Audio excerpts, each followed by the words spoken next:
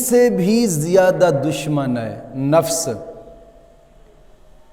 نفس ابلیس سے بھی زیادہ دشمن ہے، شیطان سے بھی زیادہ دشمن ہے.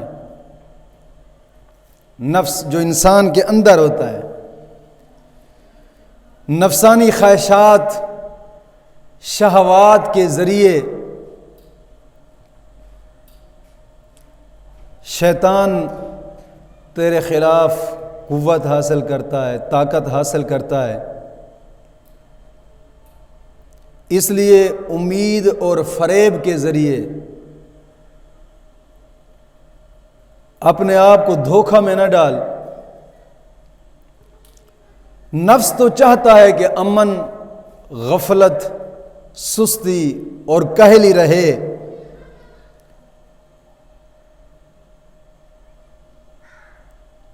اس لیے کہ جس چیز سے دھوکہ ہوتا ہے انسان کو،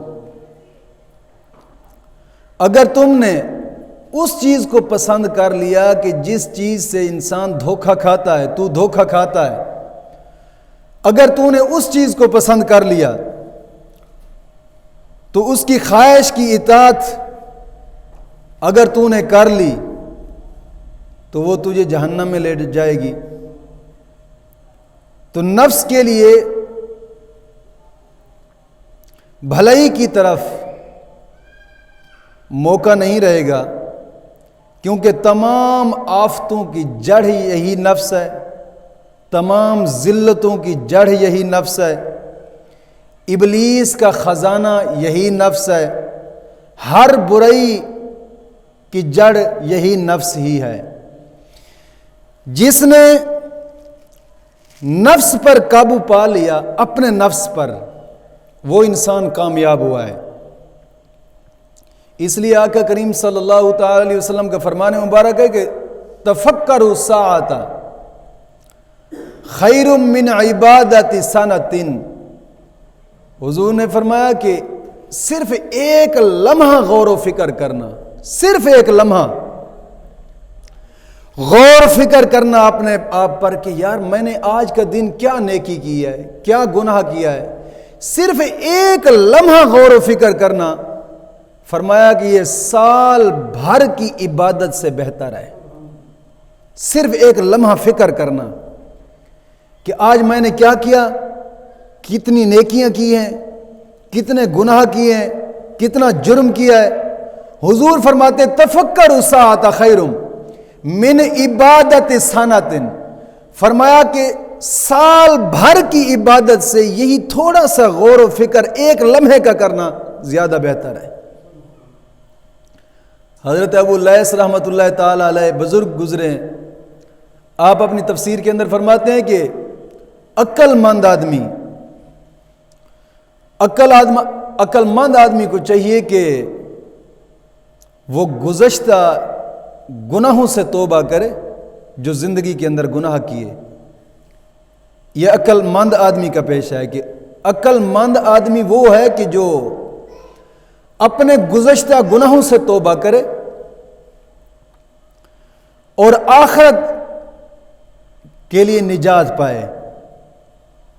یہ عقل مند آدمی کی نشانی ہوتی ہے کہ قرب الہی، اللہ رب العزت کا قرب حاصل کرنے والی چیزوں کی طرف قدم بڑھائے، رب کے قریب ہو جتنا ہو سکے، اپنے نفس کو مارے.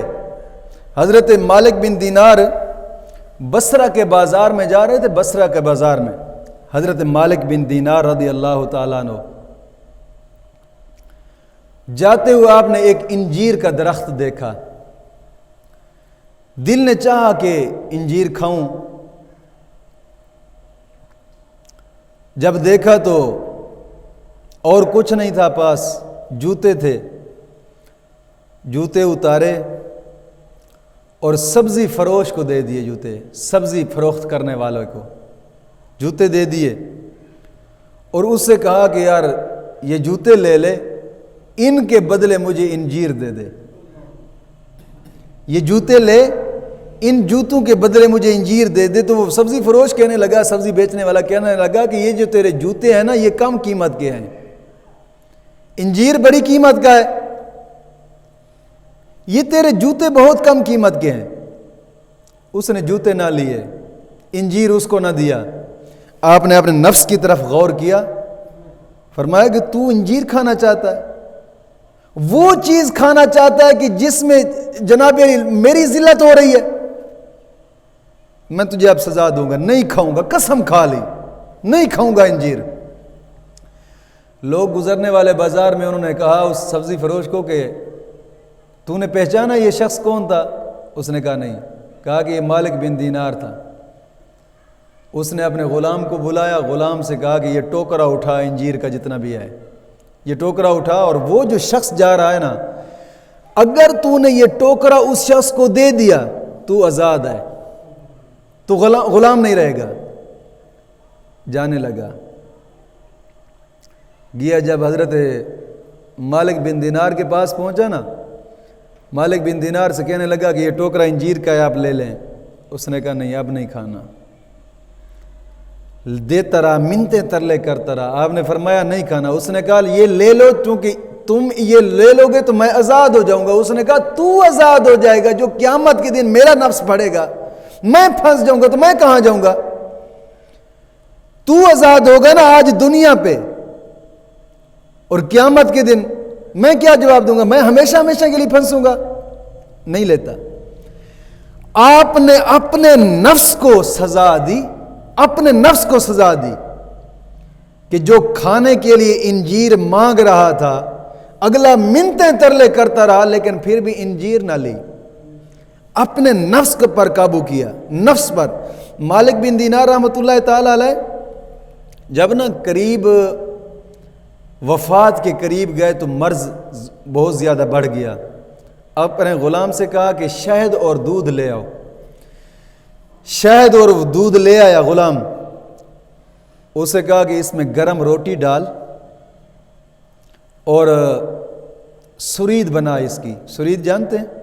روٹی کے تھوڑے تھوڑے ٹکڑے کر کے نا, گرم شہد اور دودھ مکس کر کے اس میں روٹی کے ٹکڑے ڈال دیے, سرید بنا لی کہ اس میں سرید بنا. وہ سرید بنا کر لے آیا. مالک بن دینار نے اس سے لے کر کچھ دیر اس سرید کی طرف دیکھتا رہا.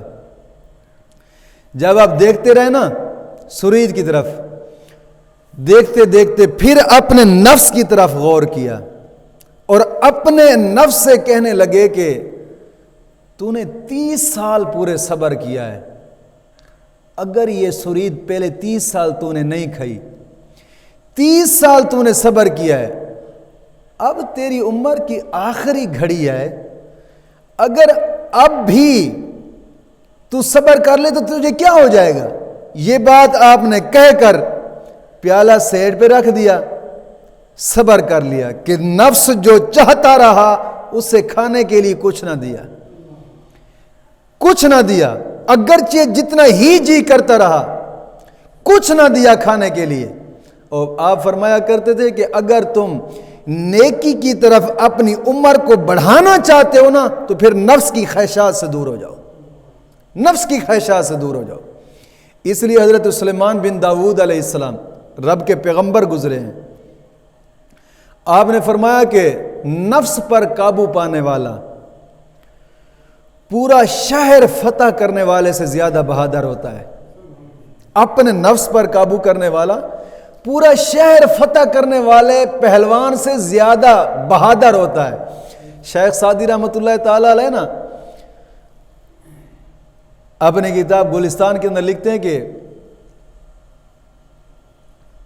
ایک پہلوان آ رہا تھا. پہلوان مسجد کے دروازے پہ آپ کھڑے تھے. پہلوان منہ سے جھاگ نکالتا اور کسی کو گالیاں دیتا ہوا آ رہا تھا اور مسجد کے دروازے سے ادھر سے گزر گیا. لوگ کہہ رہے تھے کمال یار, اتنا بہادر طاقتور پہلوان ہے, یہ ہو جائے گا وہ ہو جائے گا. اس نے کہا یار ہوا کیا ہے اس کو, کتنی گالیاں نکالتا جا رہا ہے اور زبان سے جھاگ نکالتا جا رہا ہے, ہوا کیا ہے اس کو؟ لوگ کہنے لگے کہ اس کو نا وہ فلاں آدمی نے گالیاں دی ہیں تو اس لیے اس شدید غصے کے اندر جا رہا ہے اور یہ جا کر اس کو مارے گا. بہت بڑا طاقتور پہلوان ہے, بہت بڑا طاقتور اور بہادر ہے. شیخ سعدی رحمۃ اللہ تعالی علیہ فرمانے لگے تھو ہے اس کی پہلوانی پہ، جو اپنے غصے پر بہادری نہیں دکھا سکتا، غصے پر قابو نہیں کر سکتا، یہ اوروں پر کیا بہادری دکھائے گا؟ اپنے نفس پر بہادری، پہلوانی اپنے نفس کو نہیں دکھا سکتا، یہ اوروں کو کیا غصہ جناب علی دکھائے گا پہلوانی؟ یہ پہلوان ہے۔ فرمایا سب سے بڑا پہلوان وہ ہے کہ جو اپنے نفس پہ قابو کر لے، اپنے نفس پہ قابو پا لے، اپنے نفس کو سمجھا لے، اپنے نفس کو نیکی کے راستے پہ لے آئے، یہ سب سے بڑا پہلوان ہوتا ہے۔ اس لیے حضرت یحییٰ بن معاذ رازی رحمۃ اللہ تعالی علیہ رب کے ولی گزرے ہیں، آپ فرماتے تھے کہ عبادت اور ریاضت کر کے، عبادت اور ریاضت کر کے اپنے نفس کے خلاف جہاد کرو، عبادت اور ریاضت کر کے اپنے نفس کے خلاف جہاد کرو۔ کیوں؟ ریاضت یہ ہے کہ نیند کم کرنی چاہیے تمہیں، نیند تمہاری کم ہو، کھانا کم کھاؤ، کم نیند ہو، زیادہ سے زیادہ ٹائم نیکیوں کو دو، کھانا کم ہو، نیند بھی کم ہو۔ اس سے فائدہ یہ ہوتا ہے کہ کم کھانے والا شخص عقل مند زیادہ ہوتا ہے، کم کھانے والا شخص تندرست زیادہ ہوتا ہے، کم کھانے والا شخص جناب علی اس کے دل کے اندر حکمت کے نور بھر جاتے ہیں، روحانیت ہی روحانیت ہوتی ہے۔ کیونکہ نیند کی کمی سے انسان کے ارادے جو ہوتے ہیں نا، یہ ارادے پختہ ہوتے ہیں، مضبوط ہوتے ہیں ارادے، نیند کی کمی سے۔ نیند زیادہ کر لی، ارادہ پختہ کبھی بھی نہیں ہو سکتا، کبھی بھی پختہ ارادہ نہیں ہو سکتا۔ یہ ہمارے نبی کا فرمان مبارکہ ہے کہ اپنے اگر ارادے پختہ کرنا چاہتے ہو، نیند کو کم کر لو، کھانا کم کر لو، بھوک زیادہ بڑھاؤ۔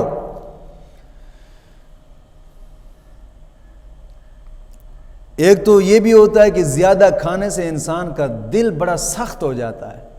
یہ آج دل اتنے سخت کیوں ہوئے پڑے ہیں کہ جب بھی کوئی نیکی کا کام آ جائے تو ہمارے دل بڑے سخت ہو جاتے ہیں، بہت سخت ہو جاتے ہیں۔ سب سے بڑی وجہ یہ ہے کہ ہم کھاتے اتنا ہے نا ٹکا کے، پھر آگے دیکھا جائے گا کیا ہوگا۔ ایک ٹائم پہ بیٹھے تو بالکل ٹکا کے پیٹ بھر کے کھا لیا، اس سے دل کی سختی ہوتی ہے۔ بزرگ فرماتے ہیں کہ میدا جو ہے نا، میدا یہ ایک ہانڈی کی طرح ہے، جب زیادہ کھاؤ گے تو یہ بخارات ابھارتا ہے، دل پر جاتے ہیں، دل سخت ہوتا ہے۔ اس سے زیادہ کھانے سے دل کی سختی بھی پیدا ہوتی ہے، انسان کی یادداشت بھی کم ہوتی ہے، ذہن بھی کمزور ہوتا ہے زیادہ کھانے سے، یادداشت بھی کمزور ہوتی ہے، علم بھی انسان حاصل نہیں کر سکتا۔ فرمایا کہ بھوکے رہ کر اپنے سینے کو روشن کرو، بھوکے رہ کر نفس کو مارو۔ حضرت ابوبکر صدیق رضی اللہ تعالیٰ عنہ آپ فرمایا کرتے تھے، میں جب سے مسلمان ہوا ہوں، جب سے بھی مسلمان ہوا ہوں، میں نے کبھی بھی پیٹ بھر کر کھانا نہیں کھایا، کبھی بھی پیٹ بھر کر پانی نہیں پیا، بس کھانا تھوڑا سا کھا لیتا ہوں تاکہ اپنے رب کی عبادت کر سکوں، بس پیتا تھوڑا اس لیے ہوں کہ مجھے شوق ہے وہ جام پینے کا کہ اپنے رب سے ملاقات کروں گا، جب وہ جام پینے کا مجھے شوق ہے، اس وجہ سے میں تھوڑا کم کھاتا ہوں۔ حضرت حکیم لقمان، وہ حکیم لقمان کے جن کا ذکر 21ویں پارے میں آیا ہے قرآن کریم کے اندر، حکیم لقمان آپ نے نام بھی سنا ہوگا، کہ جن کا ذکر قرآن میں 21ویں پارے کے اندر آیا، اپنے بیٹے سے نصیحت کرنے لگے کہ بیٹا نیند اور کھانا ان دونوں چیزوں کو کم کر دو، اگر تم چاہتے ہو کہ تم ذہین بن جاؤ، تم چاہتے ہو کہ تمہارے ارادہ پختہ ہو جائیں، تو پھر ان دونوں چیزوں میں کمی کر لو، ایٹومیٹک تمہاری عبادت زیادہ ہو جائے گی، ایٹومیٹک تمہارے سینے کے اندر نور زیادہ ہو جائے گا، ایٹومیٹک تمہارا ذہن جناب علی تیز ہو جائے گا، ارادے تمہارے پختہ ہو جائیں گے۔ ان دونوں چیزوں کو کم کر دو۔ آقا کریم صلی اللہ علیہ وسلم کا فرمان مبارک ہے کہ زیادہ کھانے اور زیادہ پینے سے انسان کا دل مردہ ہوتا ہے، دل مردہ ہو جاتا ہے، زیادہ کھانے سے اور زیادہ پینے سے۔ ظاہری بات ہے جب دل مردہ ہو گیا، دل زندہ ہی نہ رہا، تو کہتے ہیں نا کہ یار یہ شخص تو مردہ ضمیر کا مالک، مردہ ضمیر کا بات تو یہی ہوتی ہے کہ اس کا دل مردہ ہو چکا ہے۔ جس کا دل مردہ ہو جائے اس کو پھر نہیں پتہ ہوتا کہ غیرت کیا ہے، امن کیا ہے، اسلام کیا ہے، کفر کیا ہے، کسی چیز کی تمیز اس کے درمیان اسے نہیں رہتی۔ اس لیے آقا کریم صلی اللہ علیہ وسلم نے فرمایا کہ تم کم کھاؤ، کم سو، تاکہ تمہارا دل ہمیشہ کے لیے زندہ رہے، ہر وقت زندہ رہے۔ حضرت یحییٰ بن زکریا علیہ السلام رب کے پیغمبر گزرے ہیں، رب کے پیغمبر گزرے ہیں۔ ایک مرتبہ نا ان کے سامنے ابلیس کا سامنا ہوا، ابلیس سامنے آیا۔ حضرت یحییٰ بن زکریا علیہ السلام آپ نے فرمایا کہ یہ کیا چیز ہے؟ ابلیس سے کہنے لگے، ابلیس نے کہا کہ یہ شہوات ہیں، شہوات، انہی شہوات کے ذریعے میں آدم کی اولاد کو گمراہ کرتا ہوں، انہی شہوات کے ذریعے میں آدم کی اولاد کو گمراہ کرتا ہوں۔ تو حضرت یحییٰ علیہ السلام نے فرمایا کہ کیا میرے لیے بھی کچھ اس میں ہے؟ اس نے کہا ہاں، آپ کے لیے ہے کچھ نہیں، البتہ ایک رات ایسی تھی کہ آپ نے پیٹ بھر کر کھانا کھایا تھا، پیٹ بھر کر کھانا کھایا تھا آپ نے، اور اس کھانا کھانے کی وجہ سے، کھانے کے بوجھ کی وجہ سے اس کی بوجھ میں جناب علی کیفیت میں مبتلا ہو گئے آپ، اور بہت زبردست کر کے آپ نے کھایا تھا۔ تو حضرت یحییٰ علیہ السلام فرمانے لگے کہ کیا آج کے بعد نا میں کبھی بھی پیٹ بھر کر نہیں کھاؤں گا۔ ابلیس کہنے لگا کہ یہ ضروری ہے کہ میں بھی آج کے بعد کسی انسان کو یہ نصیحت نہیں کروں گا، میں کہوں گا کہ پیٹ بھر کے کھا، رج کے کھا، جتنا کھا سکتا ہے، ٹکا کے کھا، پھر ویکھا جائے گا۔ جتنا زیادہ کھاتا جائے گا اتنا رب کے در سے دور ہوتا جائے گا، رب کے قریب سے دور ہوتا جائے گا، رب کے گھر سے دور ہوتا جائے گا، دین سے دور ہوتا جائے گا۔ جتنا کم کھائے گا اتنا رب کے زیادہ قریب ہوتا جائے گا، جتنی نیند کم کرے گا اتنی رب کے زیادہ قریب ہوتا جائے گا۔ یہی حال ہوتا ہے کہ پیٹ بھر کر کھانا کھانے کا۔ حضرت یحییٰ بن زکریا علیہ السلام رب کے پیغمبر گزرے۔ اب توجہ کرنا میری اس بات پہ، ایک بار نا رب کے اسی پیغمبر نے، حضرت یحییٰ بن زکریا علیہ السلام نے جو کی روٹی تھی پیٹ بھر کر کھا لیا۔ جب کھایا نا اس رات رب کا ورد نہ کر سکے، پیٹ بھر کر کھا لیا، رب کا ورد نہ کر سکے، اس رات سوتے رہے۔ اللہ رب العزت نے وحی نازل فرمائی، فرمایا میرے پیارے پیغمبر، میری عزت و جلال کی قسم مجھے بتا، کیا میرے گھر سے بہتر تمہیں کوئی گھر ملا ہے؟ کیا میرے پڑوس سے زیادہ تمہیں کوئی پڑوس ملا ہے؟ فرمایا کہ تم ایک نظر جنت کی طرف کرو اور ایک نظر جہنم کی طرف کرو۔ فرمایا کہ تو اس رونے کے بجائے خون کے آنسو روئے گا، اور جو لباس کپڑے کا ہے نا، ہمیشہ لوہے کا لباس پہنتا ہوا تو نظر آئے گا۔ ایک طرف دیکھ تو صحیح۔ آپ روئے۔ فرمایا بس زندگی بھر اب پیٹ بھر کر نہیں۔ یار اب رب کا پیغمبر ہو حضرت یحییٰ بن زکریا، امام غزالی لکھتے ہیں کہ یحییٰ بن زکریا رب کے پیغمبر اگر ایک رات پیٹ بھر کے کھانا کھا لیں، رب کا ذکر نہ ہو سکا آپ سے۔ یہی تو وجوہات ہوتی ہے کہ ہم رات کو جب پیٹ بھر کر کھا کر سوتے ہیں نا تو پھر صبح کی نماز کے لیے بھی جاگ نہیں آتی، ٹکا کے کھاتے ہیں۔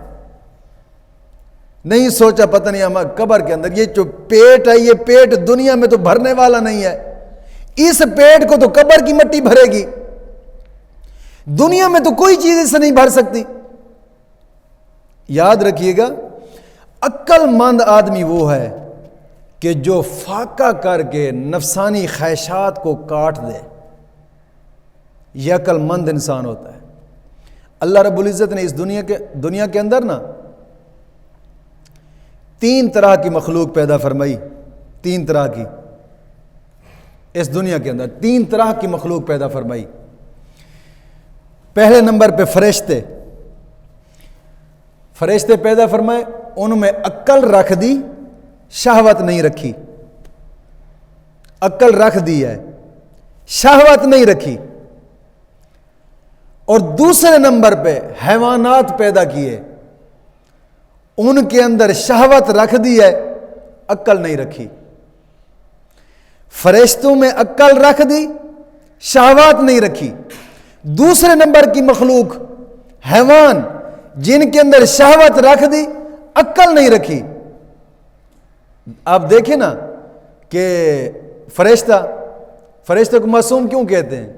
عقل تو ہے، شہوت نہیں ہے، گناہ نہیں کرے گا کبھی بھی، فرشتے معصوم ہوتے ہیں۔ دوسرے نمبر پہ مخلوق حیوان، جن کے اندر شہوت رکھ دی ہے، عقل نہیں رکھی۔ اب دیکھیں حیوان کیا کرتا ہے، پیٹ بھر کر کھاتا ہے، یا بچے پیدا کرتا ہے، یا سوتا یا کھاتا ہے، اتنے اس کام کے علاوہ اس کو کوئی کام ہی نہیں ہے حیوان کا۔ دیکھیں حیوان یا کھائے گا پیے گا، یا بچے جنے گا، یا مر جائے گا، صرف اتنا کام ہے۔ نہ حیوان کو نماز کا پتہ ہے، نہ حیوان کو زکوٰۃ کا پتہ ہے، نہ حیوان کو خیرات کا پتہ ہے، نہ حیوان کو واجبات کا پتہ ہے، نہ حیوان کو سنت کا پتہ ہے، نہ حیوان کو فرائض کا پتہ ہے، نہ حیوان کو نوافل کا پتہ ہے، کوئی چیز کا پتہ نہیں ہے۔ بس کھایا پیا سویا، بچے پیدا کیے گئے۔ کیوں؟ حیوان کے اندر خواہش رکھ دی، عقل نہیں رکھی۔ رب نے خواہش رکھی ہے، عقل نہیں رکھی۔ تیسرے نمبر پہ مخلوق پیدا فرمائی رب تعالیٰ نے، انسان، جس کے اندر عقل بھی رکھی ہے، خواہشات بھی رکھی ہے، عقل بھی رکھی ہے، شہوت بھی رکھی ہے۔ اب جس کی شہوت اس کی عقل پر غالب آ گئی، حیوانوں والے کام کرتا رہا، کھایا پیا بچے جنت گیا، یہ انسان نہیں رہا، یہ حیوان سے بھی بدتر ہو گیا ہے۔ کیوں؟ حیوان عبادت کا مکلف نہیں ہے، حیوان پر عبادت فرض نہیں ہے، اس پر عبادت فرض تھی، اس نے حیوانوں والی عادتیں اپنائی، صرف کھایا پیا بچے جننے گیا۔ ہاں، یہ کھانے پینے کی ہرس تو حیوان بھی رکھتا ہے، اگر وہی کھانے پینے کی ہرس انسان بھی رکھے، اس میں اور حیوان میں فرق کیا ہے؟ انسان کو تو چاہیے اتنا کھائے بس جتنی عبادت کر سکے، وقت گزار سکے۔ حیوان ہے، اس کے آگے جتنا ڈال لو کھاتا جائے گا، جب رج جائے گا خراب کر چھڑے گا۔ ایسے ہے کیونکہ اس کے اندر خواہشات ہے، عقل نہیں ہے۔ انسان کے اندر عقل بھی ہے، خواہش بھی ہے، دونوں چیزیں۔ فرشتوں کے اندر عقل ہے، خواہش نہیں۔ حیوان کے اندر خواہشات ہے، عقل نہیں ہے۔ انسان کے اندر عقل بھی ہے، خواہشات بھی ہے۔ اگر اس کی خواہشات عقل پر غالب آ گئی، یعنی خواہشات کے پیچھے بھاگتا رہا، رب کی بارگاہ میں نہ آیا، حیوان سے بدتر ہو گیا۔ اگر اس کی عقل خواہشات پر غالب آ گئی، یہ پھر فرشتوں سے بھی بڑھ کر رتبہ رکھتا ہے، فرشتوں سے بھی بڑھ کر رتبہ رکھتا ہے انسان۔ اگر اس کی عقل شہوت پر غالب آ جائے، یہ فرشتوں سے بھی بڑھ کر رتبہ رکھتا ہے۔ بیٹھا زمین پہ ہوتا ہے، دیکھ رب کا عرش ہو رہا ہوتا ہے۔ زمین پہ بیٹھ کر رب کا عرش کیوں دیکھتا ہے؟ اس لیے اس کی عقل خواہشات پر غالب آ گئی ہے، اس نے خواہشات کو چھوڑ دیا ہے، نفس کو بھوک سے مار ڈالا ہے، بھوکا رہا، عبادت کی طرف تڑپتا رہا، پھر وہ مقام آ گیا کہ اس کی عقل خواہشات پر غالب آ گئی، اب بیٹھا زمین پہ اپنے رب کی زیارت کر رہا ہے، بیٹھا زمین پہ۔ اس لیے تو کئی بزرگ ایسے ہیں، کئی اولیاء اللہ رب کے ولی ایسے ہیں کہ جن کی رفتار کو فرشتے بھی نہیں ملتے، فرشتے ایک نظر دیکھتے ہیں، وہ رب کا ولی زمین پہ بیٹھا ہوتا ہے، دوسری طرف جب نظر دیکھتے ہیں تو وہی رب کا ولی چھٹے آسمان پہ ہوتا ہے۔ فرشتوں سے بھی زیادہ طاقت ہو جاتی ہے اس کی۔ وجہ کیا؟ وجہ یہ ہوتی ہے ان کی عقل شہوت کے اوپر غالب آ جاتی ہے۔ جب عقل شہوت کے اوپر غالب آ گئی، یہ ہے اصل انسان۔ جی یہ اصل انسان ہے۔ اگر وہ انسان ہے کہ جو جناب حیوان اور انسان کے اندر کوئی فرق ہی نہ ہو، کوئی فرق ہی نہ ہو، انسان اور حیوان کے اندر، جیسے حیوان کھاتا پیتا ہے، یہ بھی کھاتا پیتا چلا جائے، حیوان بچے پیدا کرتا ہے، اس کو بھی شوق ہو بس شادی کروں، بچے پیدا کروں، کماؤں تو چلا جاؤں قبر میں۔ انسان اور حیوان کے اندر پھر فرق تو نہ رہا۔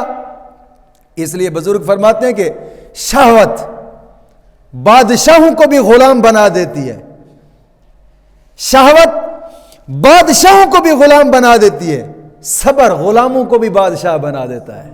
جی اب دیکھیں حضرت یوسف علیہ السلام اور حضرت زلیخا کے حالات پر غور کیجئے گا۔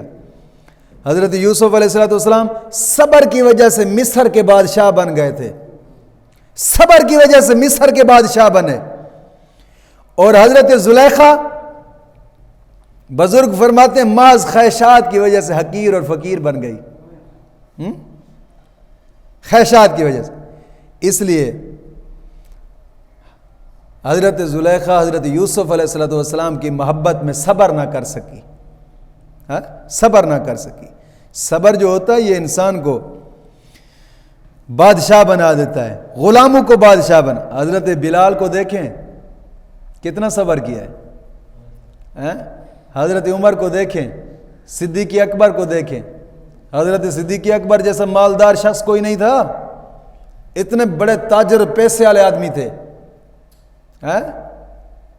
اتنے بڑے پیسے والے کہ اگر کوئی تاجر تجارت کے لیے بھی جاتا تھا نا اس پورے ملک کے اندر، حضرت ابو بکر سے پوچھتا تھا یار کیسے تجارت کروں، اتنے گر تھے تجارت کے، اتنے بڑے تاجر تھے،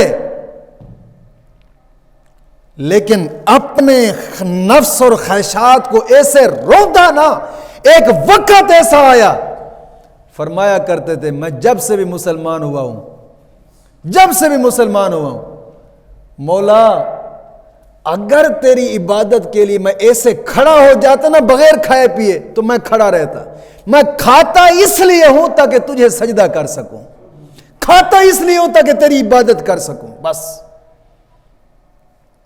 یہ جو خواہشات ہے نا، خواہشات یہ انسان کو غلام بنا دیتی ہیں، خواہشات، اور صبر غلاموں کو بھی بادشاہ بنا دیتا ہے۔ ایک عارف کا قول ہے کہ جہاد جو ہوتا ہے نا، جہاد یہ 3 قسم کا ہوتا ہے۔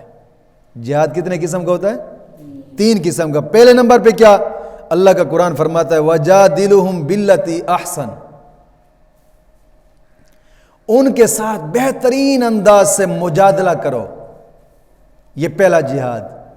دوسرے نمبر پہ وَالَّذِينَ جَاهَدُوا فِينَا لَنَهْدِيَنَّهُمْ سُبُلَنَا، جو لوگ ہماری راہ میں جہاد کریں گے ہم انہیں اپنی راہیں بتائیں گے، اللہ فرماتا ہے۔ اور آقا کریم صلی اللہ تعالی علیہ وسلم کا فرمان مبارک ہے، تیسرے نمبر پہ جہاد کیا ہے؟ افضل الجہاد جہاد النفس ہے، سب سے افضل ترین جہاد یہ ہے کہ تم اپنے نفس کے ساتھ جہاد کرو، سب سے بہترین جہاد۔ اس لیے صحابہ کرام جب کافروں کے مقابلے میں جہاد کر کے واپس آتے تھے نا، جہاد کر کے واپس آتے تھے، پھر فرمایا کرتے تھے یار چھوٹا جہاد کر کے آئے ہیں، اب ہم بڑے جہاد کے لیے جاتے ہیں۔ بڑا جہاد کیا ہے؟ اپنے نفس، خواہشات اور شیطان کے ساتھ جہاد کریں گے، یہ سب سے بڑا جہاد ہے۔ جہاد کر کے آتے، فرمایا کرتے تھے اب چھوٹا جہاد کر کے ہیں، اب ہم بڑا جہاد کریں گے، پوری رات کھڑے ہو کر رب کی عبادت کیا کرتے تھے۔ دن کے وقت لڑائیاں لڑتے، اب رات کو بڑا جہاد ہو رہا ہے، اس جہاد کو چھوٹا سمجھتے تھے، اس جہاد کو بڑا۔ کیوں؟ نفس یہی نفس ہے کہ جو انسان کو جہنم کی طرف لے کر جا رہا ہے۔ بات کرنے اس پوری بحث کا مطلب یہ ہے کہ اگر اپنے ضمیر کو زندہ رکھنا چاہتے ہیں، اگر اپنا چاہتے ہیں کہ یار ہمارے سینے کے اندر نور پیدا ہو، روشنی پیدا ہو، کم کھانا، کم سونا، اپنے نفس کے خلاف کرنا، اسی میں ہی انسان کی کامیابی ہے۔ مولا کریم دین متین کی سمجھ